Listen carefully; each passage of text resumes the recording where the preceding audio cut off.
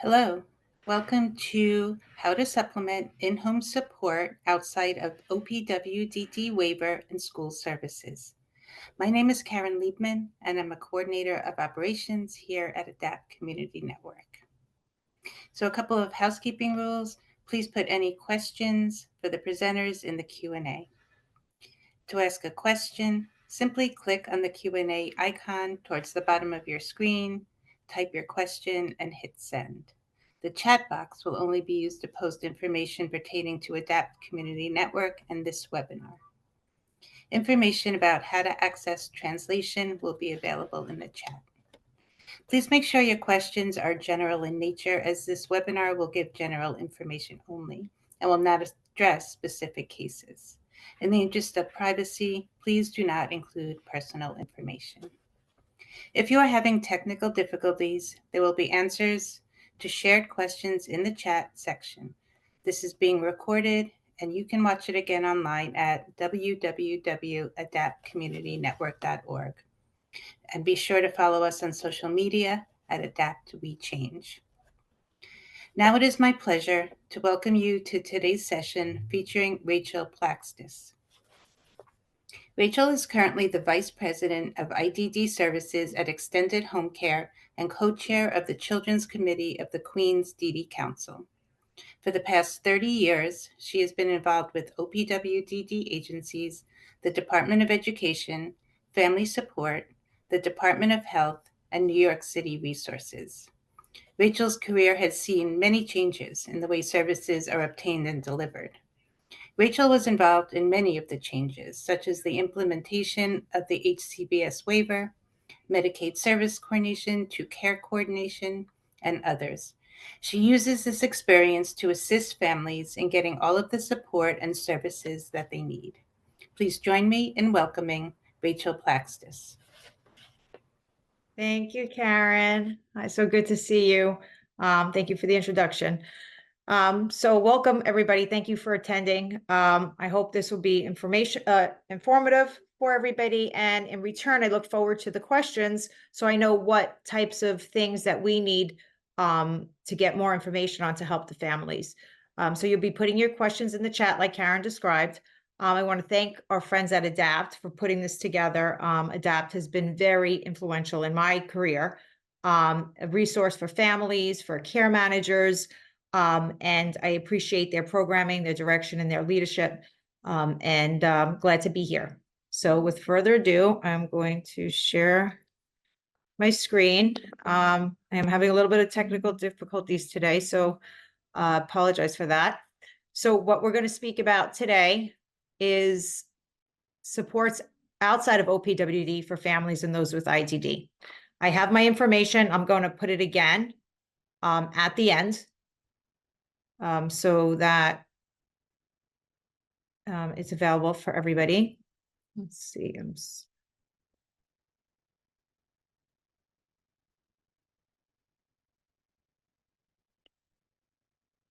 Okay, so this is, and some people know, I'm just going to go over it quick, the traditional services that are available now through OPWDD. On the left, I have the family support services and the waiver services. And feel free to throw in the chat if you want for me to go back on any of these slides. I'll be happy to do that. So here we have the family support, respite, family member training on how to manage challenging behaviors, reimbursement, information and referral, sibling services, after school programs, recreational and social activities.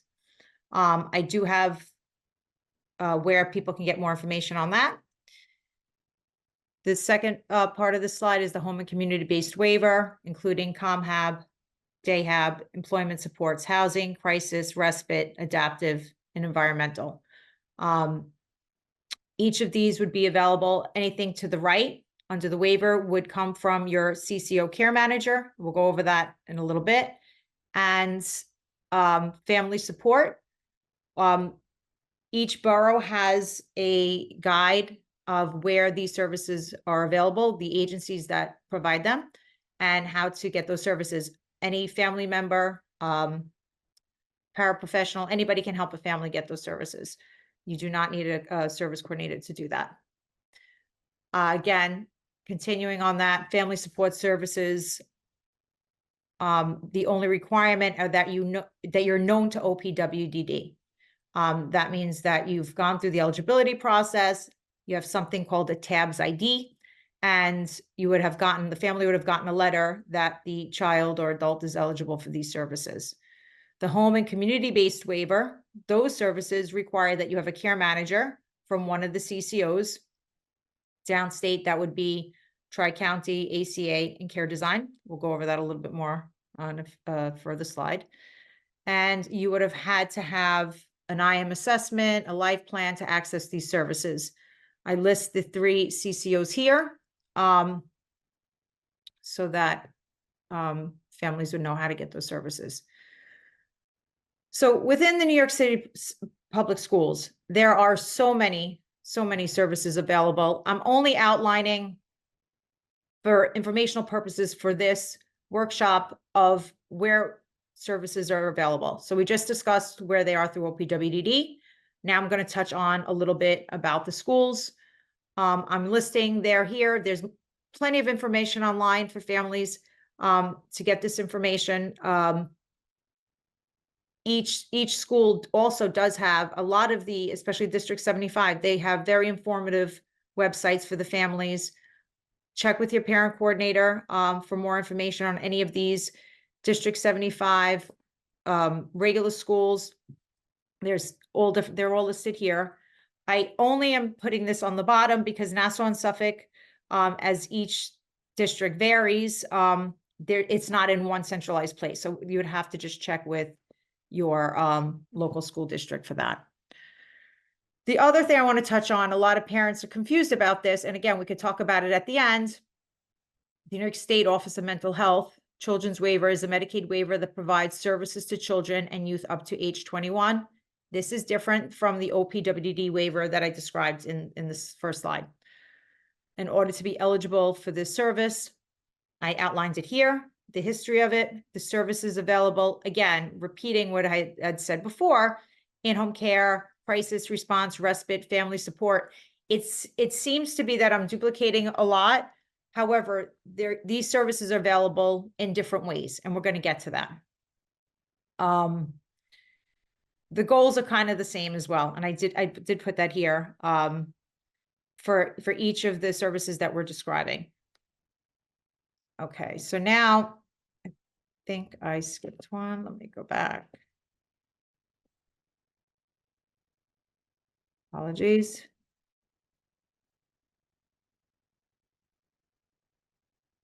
Technical difficulties here. So sorry.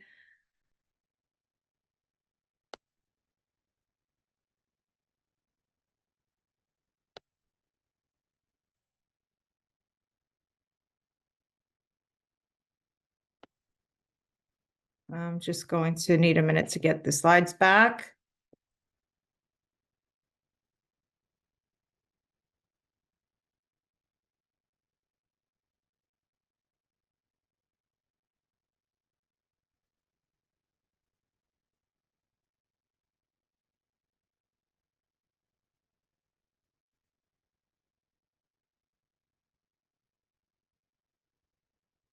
We are back.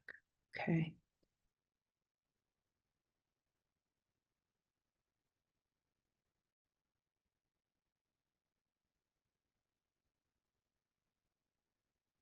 Muhammad, I need to go back. Okay. So these are the services that are provided through insurance, medical insurance, which would be a third-party insurance, which would be private insurance that you would have for your child, or Medicaid.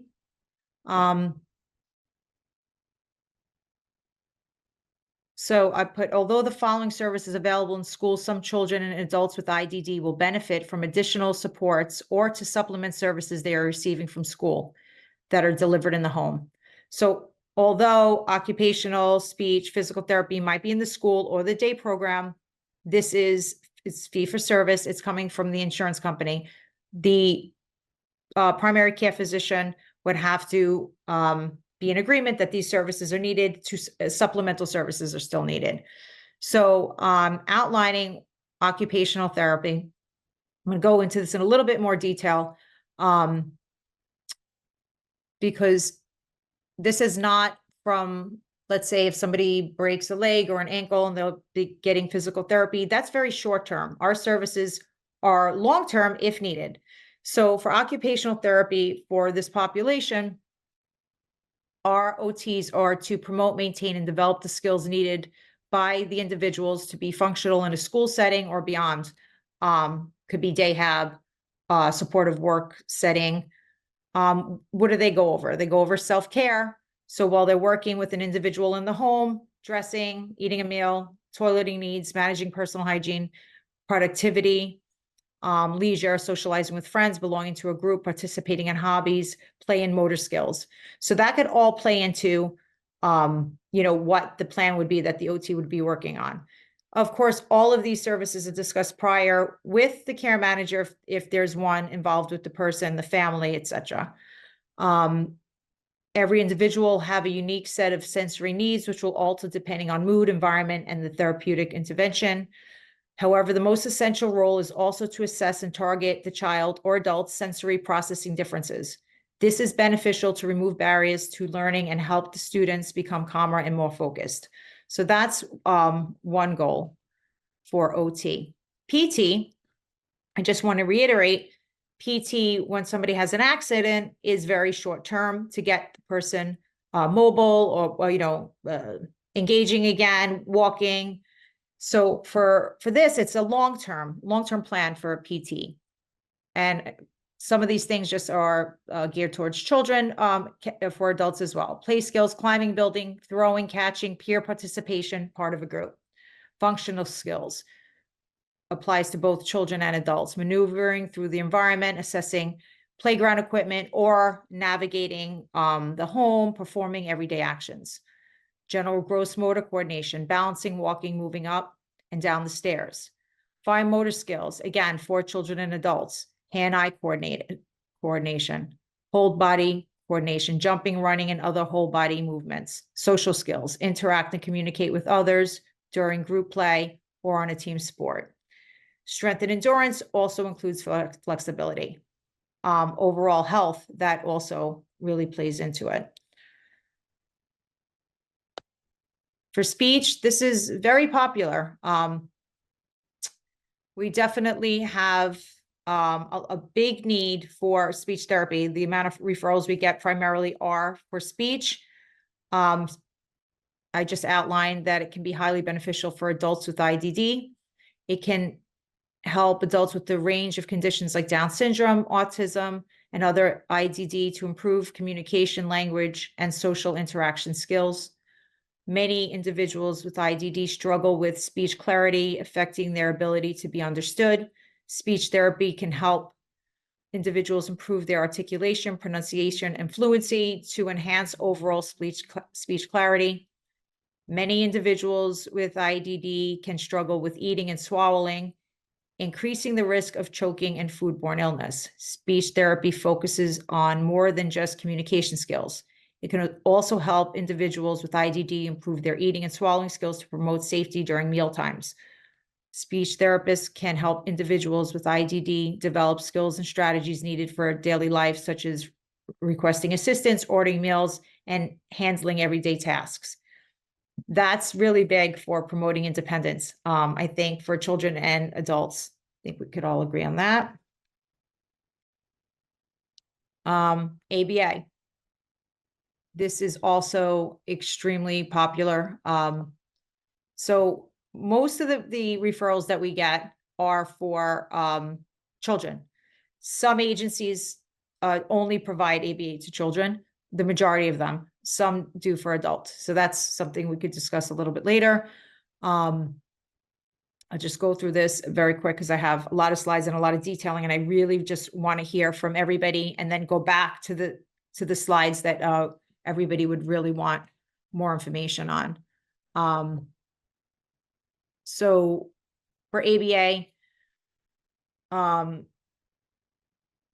I'm just going to go over the bulleted points. The research attempts to better understand an individual's behaviors, environmental influences, and management patterns, laying the foundation for individual management.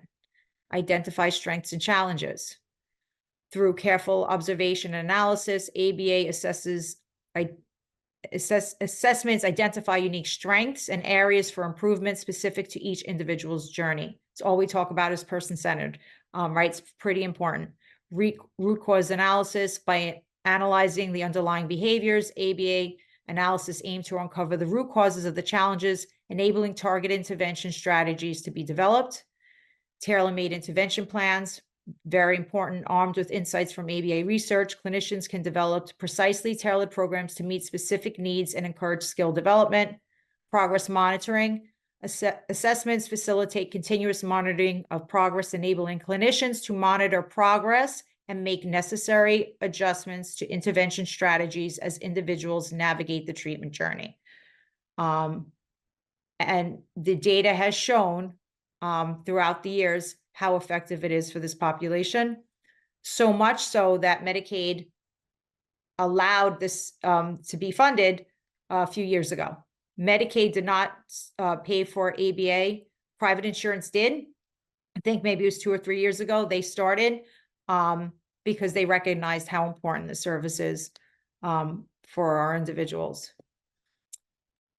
I'm not going to read these slides because I know this pretty well. I'd like to explain the difference between in home care. A lot of care managers or family members will want a home health aide, and they don't understand why a nursing company comes along with it. So I'm going to outline the difference between the two and explain how it's intertwined and how these services actually, you can access them. So a home health aide. We think of a home health aide maybe with a geriatric patient, somebody that's old, that that has a companion, a caretaker. Yes, that is true. That also crosses over to an individual that might have been hurt, right? Somebody that might have had surgery, a younger person that might have had hip surgery or knee surgery, and they might need a physical assistance in the home. The home health aide, the definition is pretty clear. With this population, with the people we support, there's many different reasons why you would need a home health aide. I do want to talk about how the other services that I described at the beginning of this slideshow kind of duplicates in some ways a home health aide, and in some ways it doesn't.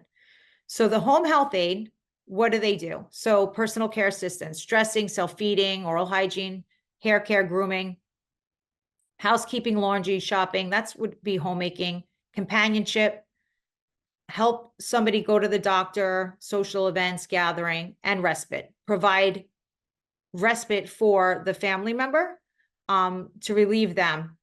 So for the children, it's mostly about keeping the children safe. We have, during the lockdown, we had a lot of families all locked in the home. The child with autism is totally off their routine and perhaps exhibited some behaviors, maybe trying to run out of the home, maybe not sitting on their Zoom, right? And the home attendant was very, very helpful to the family because they could redirect the child, make sure that the child is safe. Moms maybe with an elderly parent, with the other children. And the home health aide really was very helpful. Same thing carries on today. For the younger children, keeping the children safe. For the adults that might have IDD, picking out whether appropriate clothing, assisting in the home. A lot of our individuals do live alone. Some do not have supportive housing situations. So the home attendant is really sometimes the person that is helping them day to day, food shopping, meal prep, things like that. CD-PAP is where the person is known, they're hired to work with that individual. It could be a distant relative, a friend, and they provide a lot of the services that HHAs do, the home health aide, but they can also give a little bit extra. And that we could talk about in details. The personal care assistant has this similar skill set as the HHA. It's just set up a little bit different in the way that you apply for services. So, certified home health agency is called the CHA. They're actually the company that is authorizing these home health aid services. So, if you need a home health aid, if you would like a home health aid, you would either apply through a CHA, or you would apply for CD-PAP, or you would apply for something called PCA, which I just went over. How you apply is a little bit different. However, agencies like Extended, where I'm from, we will get the families into the right program, depending on what the needs are. So I'm just going to read the CHA definition. Rachel, I'm sorry to interrupt, but can you Yeah. share your slides full screen so people can read them a little bit easier? Yes. Thank you. Okay.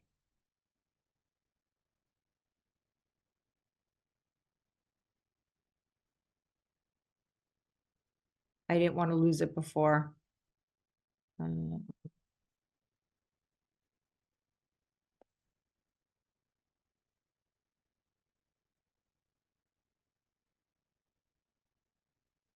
Good?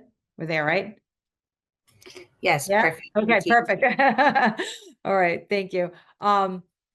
So the CHA, Certified Home Health Agency, provides part-time, intermediate, skilled services, which are a preventive, therapeutic, rehab, health guidance, or supportive nature to persons at home. Home health services include nursing services, home health aid services, that's the HHA, medical supplies, equipment, and appliances suitable for use in the home, and at least one additional service that may include physical therapy, occupational therapy, speech therapy, nutritional services, and medical social services. Services provided by CHA may be reimbursed by Medicare, Medicaid, private payment, and commercial health insurers. The New York State Department of Health is responsible for monitoring the care provided by the CHAs. The special needs CHA, which is one that I work with, a special needs CHA is a certified home health agency that has been approved by the Department of Health to serve a specific targeted population or identified special needs population. The special needs CHA provides the same service that a general purpose CHA provides. The targeted population fall into two categories: OMH, OPWDD. The Special Needs Certified Home Health Agency provides services to a population of patients in their homes who would otherwise require care in a facility or programs licensed by OMH or OPWDD. So very important, in the first set of slides, I discussed the waiver, OPWDD, OMH. So the children that are coming to us for services might be in one of those two programs. Okay. Circle of support. These are some of the people that can help you obtain the services we mentioned and also provide natural community support. Parents, the paras in your school, teachers, parent coordinators, social workers, therapists, psychologists, psychiatrists, care managers, community advocates, parent support groups, religious affiliation groups, families, friends, neighbors, community supports, and OPWD provider staff. Every day we're getting referrals from any of these people. So when families come to us, we usually have a conversation.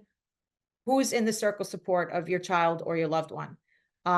They have the resources needed for whatever's going on in the person's life. I have my information here. As I said, I want to go back to the slides. So if Karen, if you want to just, start with whatever questions that you have, and they'll go back and touch upon, the specifics in that slide.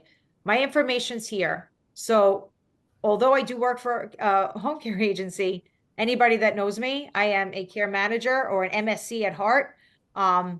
This is how, most of my time is spent, is just, helping families maximize services that they're getting. It's a little confusing and overwhelming, even when families first get into OPWDD. Some families have self-direction. If I have self-direction, can I also get a home attendant? Can I also get OT or PT in the house? You absolutely can. There's never an overlap of the services that we're providing, and we supplement. We don't, replace. So I hope that helps. And I just look forward to, hearing your questions and explaining a little bit more on what we talked about. Yes, and we do have a lot of questions. Thank you so much, Rachel. That was a lot of information, and there are a bunch of questions. And please, if you want to continue to put your questions in the chat, we have enough time to get to a lot of them. So the first question is, are there materials available for parents to teach our children at home? For OT-PT speech? I think it was general.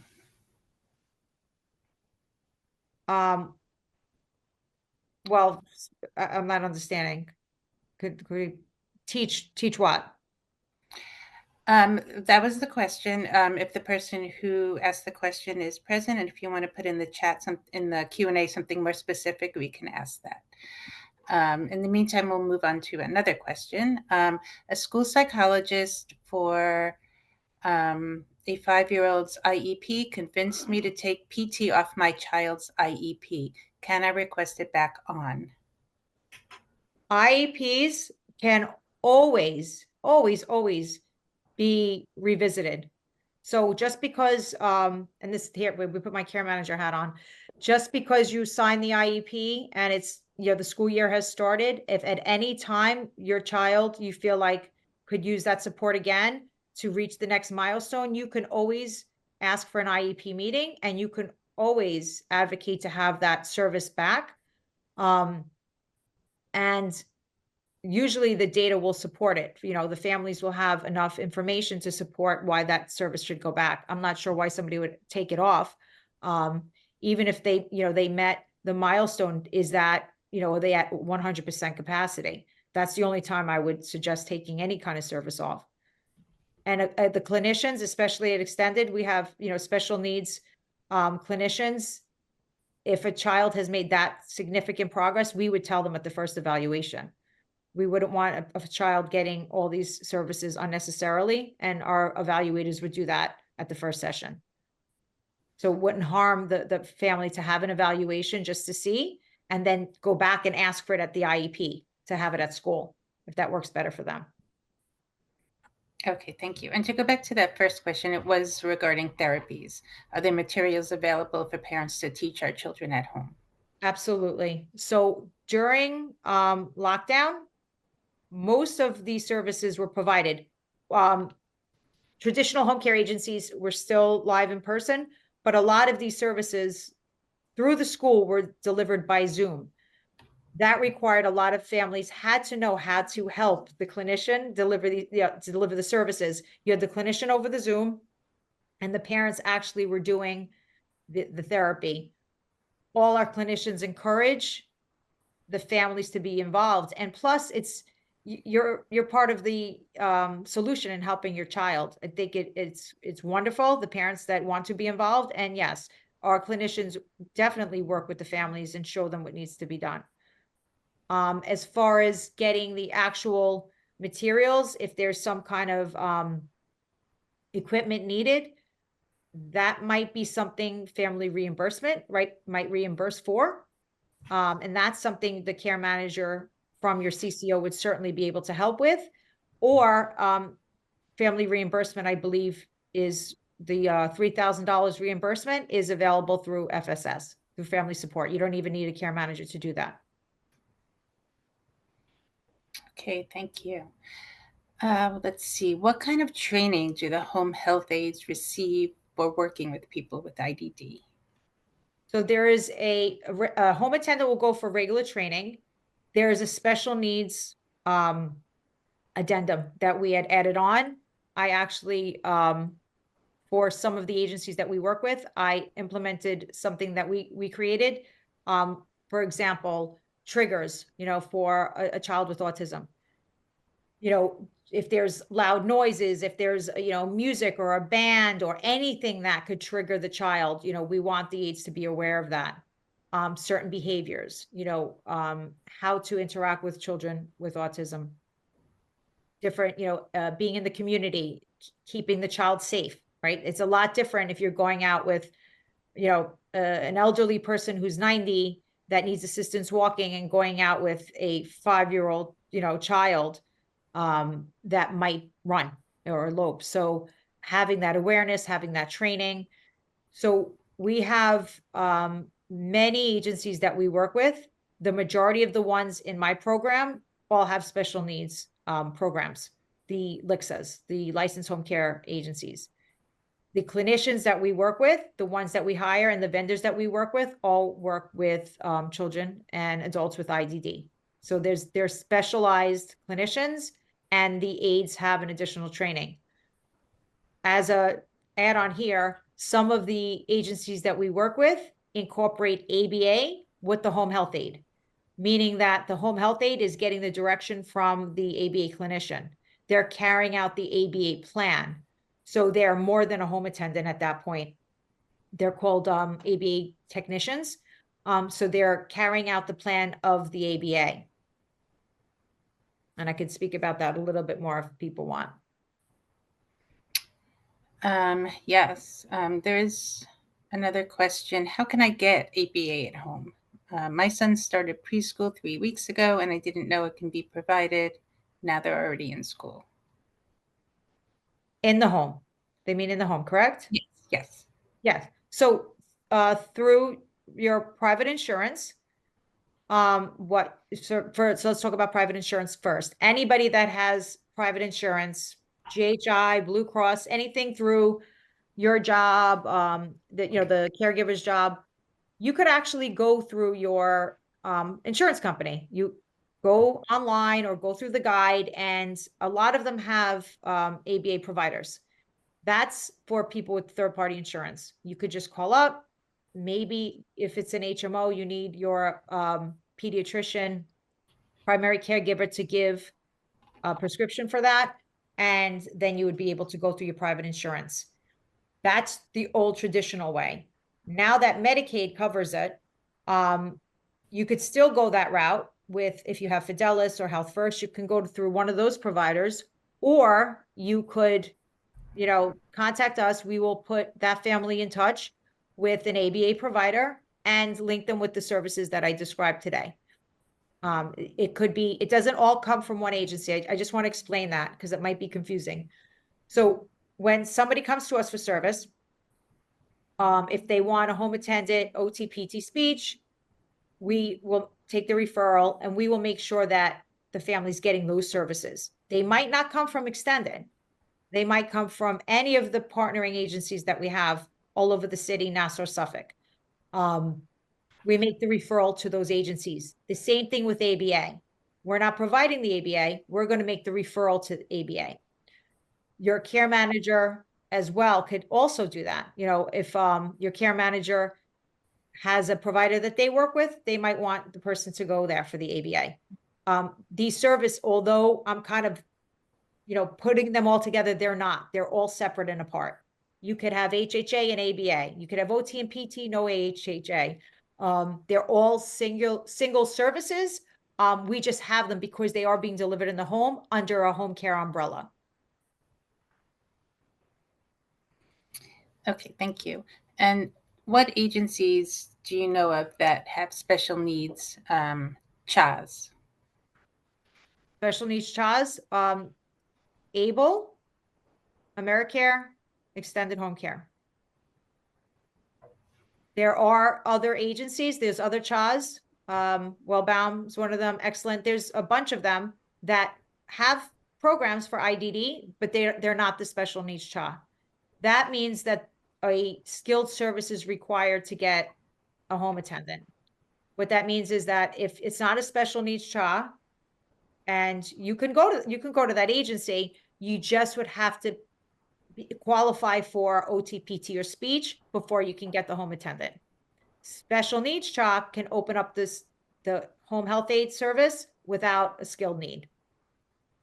That makes sense? Karen, I'm looking at you. Just Yes, it makes and sense. I'll just explain more if it's not.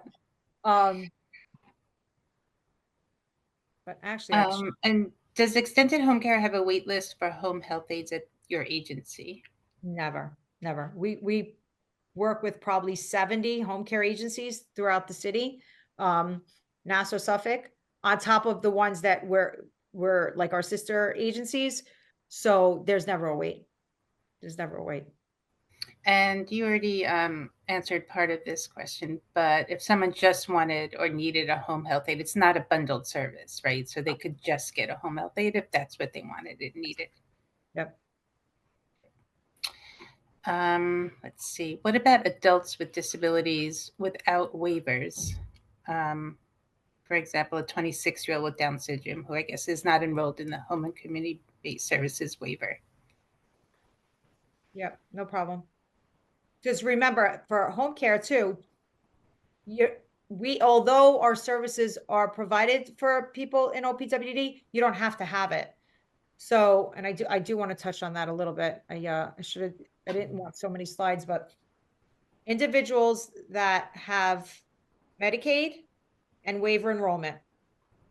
Sometimes somebody's not a candidate for DAHAB, doesn't really use the waiver services. They really are, for let's say they have more medical, they really need home care a lot more than the average person that has a day program or has other things going on.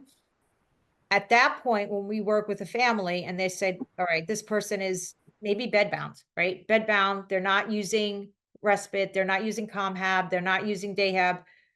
They would be better off having as much home care as possible. At that point, we work with the family to see, is it better to stay in the OPWD waiver or go into something called an MLTC? That's Medicaid long-term plan. The mindset is that if you need an MLTC, you're not part of the home and community, so you wouldn't need the waiver. Some families, very rare, and I'm doing this a really long time, a handful have chosen to disenroll from the waiver to go into MLTC because that really was more beneficial for the family. We encourage people to be part of the community. We want that.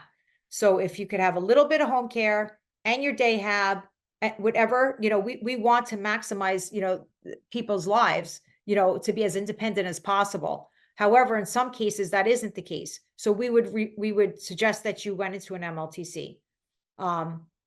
So that would be for somebody not in the waiver, who has no desire to go to programs, can't go to programs, they're not using the waivers, there's no sense in having that restriction on their Medicaid. Okay, thank you. With Medicaid, how many hours, what is the maximum for an individual? How often do nursing staff come in? Okay, so maximum depends on the needs of it. For a child, ages 3 to 18, it's regular Medicaid. Some individuals are getting 60, 70 hours a week if they're under 18. After age 18, there's something, it's called episodic Medicaid. There's only 20 hours available for individuals over 18. However, there's other programs that we could refer somebody to. CASA is one of them. CASA is a different way to get home care services. They get more hours. They give more hours for somebody over 18. That's CASA. That's a different way to get services. We make those referrals.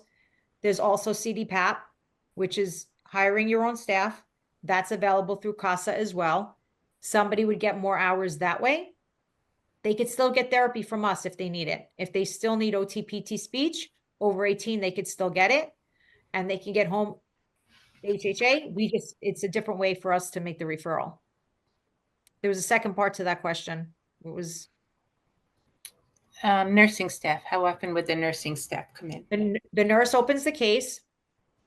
So we were doing supervision at extended every 2 weeks. Some families ask for every 30 days. So the nurse will come in, supervise the aide, make sure that's all going well. That's for supervision. And then they recertify the case shortly after that. Okay, I'm going to switch gears a little bit. Let's see. What services might be available for a parent to access parent trainings, guidance, or therapy to support children with ASD who have self-direction, Medicaid, and private insurance? Okay, wait, back up. That was a lot. This is a long question. Yeah, that's start with the beginning part. What services may be available for a parent to access parent trainings, guidance, or therapies to support children with ASD who have OPWDD self-direction, have Medicaid, and private insurance? This person is having trouble finding affordable and quality therapists that can regularly support her as a caregiver, or him All as a right, caregiver. so the parent in training is available through the waivers. That's still, I still believe that's available. So there's parent training through the OPWDD waiver. So that's the first part. For the self-direction, that's a completely separate question. Self-direction, the parent training for the self-direction should be coming from your broker and your FI. They should be reviewing that piece of it with the family. That's separate and apart. Self-direction budget should be discussed with your FI and your broker. Again, these things you could, you guys could reach out to me, anybody, for specific questions to that, but that's a separate question. The self-direction budget is the FI and the broker. Parent education and training comes from the waiver. And what was the third part of that question, Karen? And therapies. Just repeat the first part of it. What services may be available to access parent trainings, guidance, or therapy to support two children? So the therapies is OT, PT, speech. That would be, we would provide the clinician and the evaluation. The family would be there, the parent would be there to go over the plan, to carry it out. That's separate. That's something that they would really need to, work with the clinician on, that they would want to be trained in providing that service to the child. I hope that answers. Continuing on the self-direction theme, what information, if any, do you have about the OPWDD self-direction moratorium? I do not. I would refer to one of the agencies that do that, like think Meaningful New York, Braverhood. They're just FI broker agencies that would have more information. Okay. And another question is, I currently have self-direction. Are there any pediatric day programs or drop-in class recommendations? Drop-in classes. No. So I don't know what that question means. For self-direction budget for drop-in programs, they're not specific. They should be part of the community. That's to my understanding. So if you're using your self-direction budget for a community program, that's not a specific OPWDD program, because then it wouldn't be used from the self-direction. And what about, yes, and what about pediatric day programs? Would that be something that could be covered under the self-direction budget? So pediatric day programs, so there would be school, there would be after school programs, respite, center-based respite, after school, that wouldn't be a day program, that would be an after school. So for example, and again, I'm just throwing it out there, I don't even know if they still have it, like NIFAC has a after school program. You wouldn't need to use your self-direction budget for that. So those are traditional OPWDD programs. Self-direction, we could just do a whole workshop on self-direction. Self-direction is for supports and services that are not traditionally available. That's what it's supposed to be used for. So for example, if there's an art class in your community that you would like your child to be part of, it's a program that's being provided to the community where you would like your child to be part of. That's not a specific special needs IDD program or art class. They're separate things that we're speaking about. I encourage the person who put that question in, specifically, if you're having problems with that, I could get you the answer, not from me. I will get you the answer to your question specifically for self-direction, where it can be used. But the mindset is that it's something that's not available. For traditional services, like, again, I'm just throwing names out at the JCC that has a special needs respite program. That's a program that's already been set up for this population. And it exists. So that's something that you might want to look into, traditional programming versus programs that you would like to use your self-direction budget on. Okay, and the questions keep on coming, Rachel. Oh, wow. Are there are there agencies that help to cover the cost of private neuropsych evals with a child that has self-direction, Medicaid, and private insurance? Most seem to not accept insurance for comprehensive evals. That's a very amazing question. I don't know what kind of insurance this person has. So that's kind of, again, that's a individual call that we can go over the kind of insurance that you have and what have you exhausted so far and where you went for your evals. That's something specific to your, that you can call me on that. And I will definitely put you in the right direction. Someone wanted to know if your services are also for nonverbal individuals, so people who don't communicate with words. Yes. Let's see. Once you get the waiver, how long does it take to get reimbursement? I'm assuming family reimbursement. What if you can't afford to wait for the reimbursement? So family reimbursement is quarterly. So that I know. I was on that committee. So the funds are given out quarterly. So when you apply, you have to wait to the end of the quarter. So the closer you apply to the quarter, so January, so March, right, would be the end of the quarter.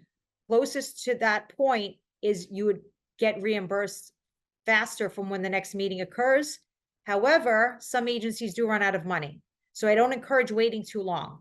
So the family reimbursement is a reimbursement program. You lay out the money, you have receipts, you get reimbursed. The family support guides that are available in every borough, they're full of information, have all the agencies that have budgets for the year. And I would encourage the families to apply. It's $3,000 per family. I believe that's still the case. To apply, as soon as you get the receipts, and that's definitely something that's quarterly. If any agencies have it ongoing, I'm not aware of them. Maybe Karen, you're familiar with any agencies that do it ongoing. I only knew about them being done quarterly.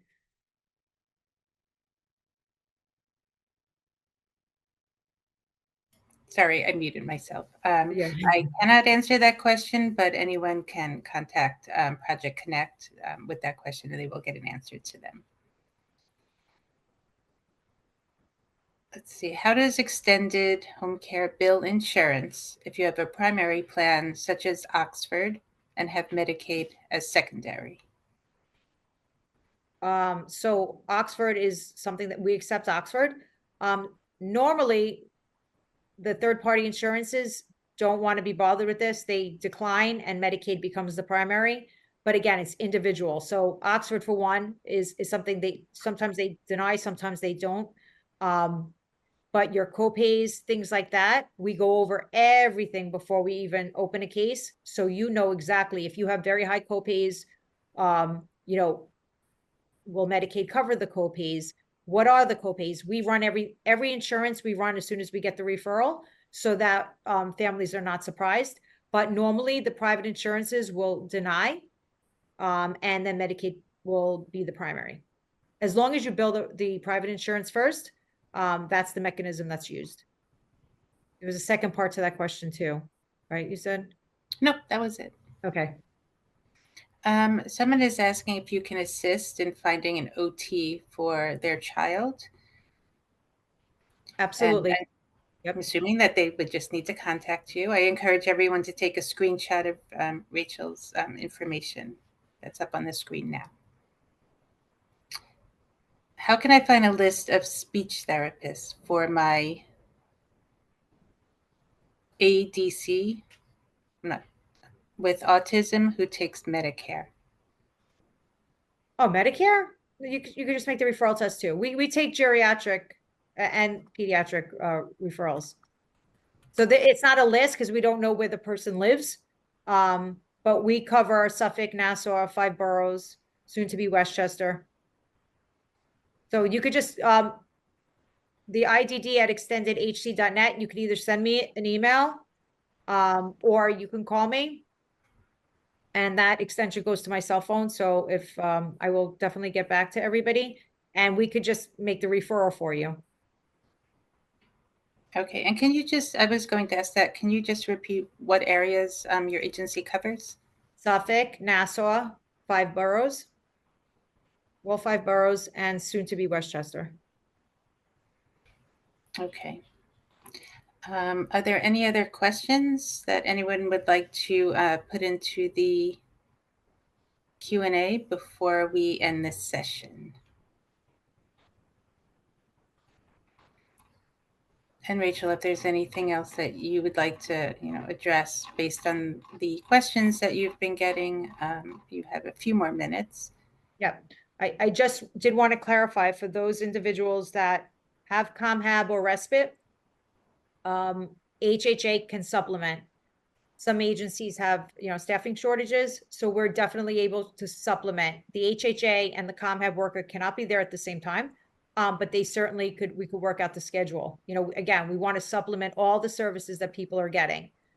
In addition, people are getting OTPT speech in school. We want to supplement if the individual needs more, not replace.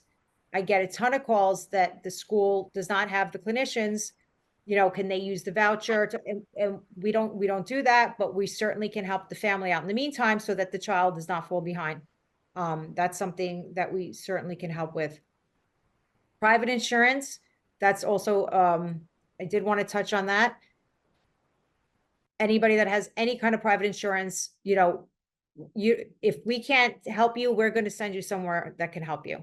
If you do not have Medicaid. So although Medicaid is, we prefer that individuals have Medicaid, most of the individuals getting OPWD supports do. If you have private insurance, please reach out to us.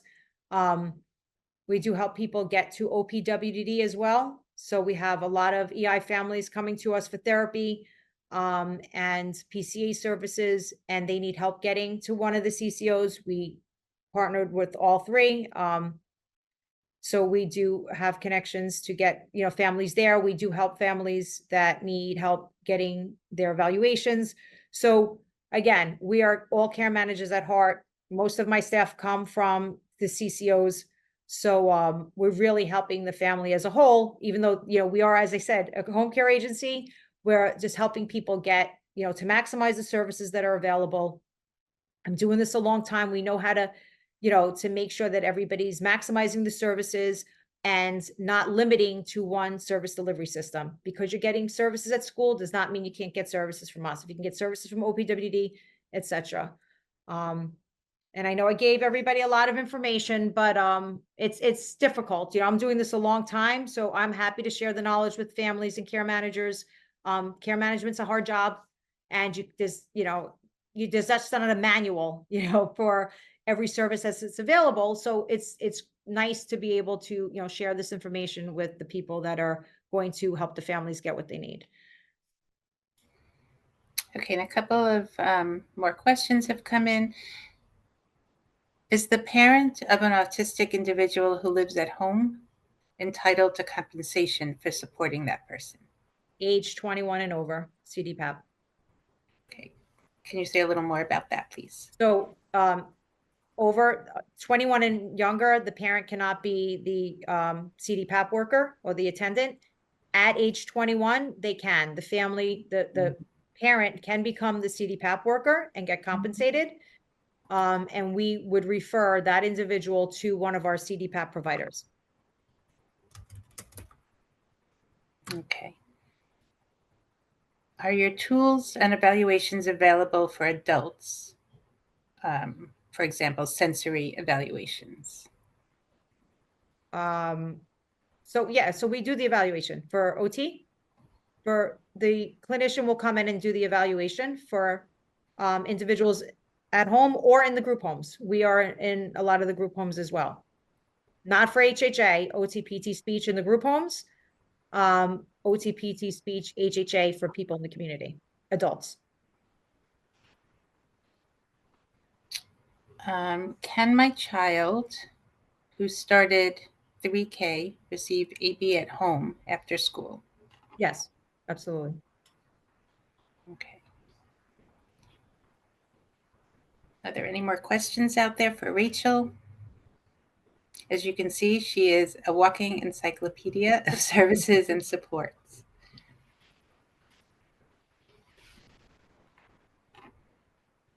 Do you only help with home therapy, not facilities under Medicaid? We do, but we could refer you to one of the facilities outside. Just so you know, when people come to us, and if we do connect them with straight Medicaid doctors if they need that. A lot of parents are coming to us, they want to drop their private insurance, they don't need it anymore. And our disenrollment team helps, connect individuals with providers that just take Medicaid. Same thing for therapies.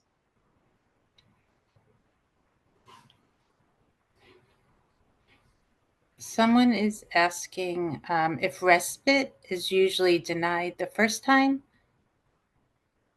Is there anything that can be done to get it approved the first time? OPWDD respite? The question does not specify, but maybe you can address that as... Yeah, so OPWDD respite, as long as somebody's in the waiver, should never be denied, as long as they're enrolled in the waiver. Maybe the units will be less than what the family wanted, but it wouldn't be denied. We could supplement. So the difference between the home health aide normally is assisting the parent in the home. It's respite to a degree, not like traditional respite. Traditional respite through OPWDD is 100%, relief for the family, meaning that either if it's in the home, family does not have to be there, or if it's center-based. So, if, mom needs to go have surgery somewhere and that child has to go to respite that is out of the home, that's center-based respite. So those are two different things.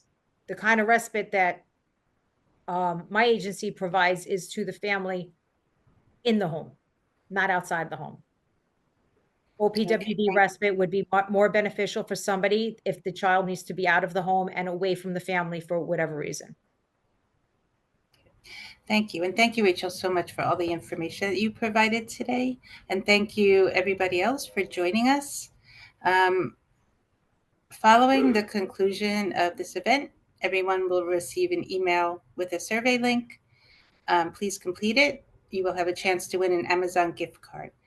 And please stay with us at 1 o'clock for our lunch break Q&A, which is a live interactive question and answer session. And Rachel, thank you once again. Thank you. Have a great day, everybody.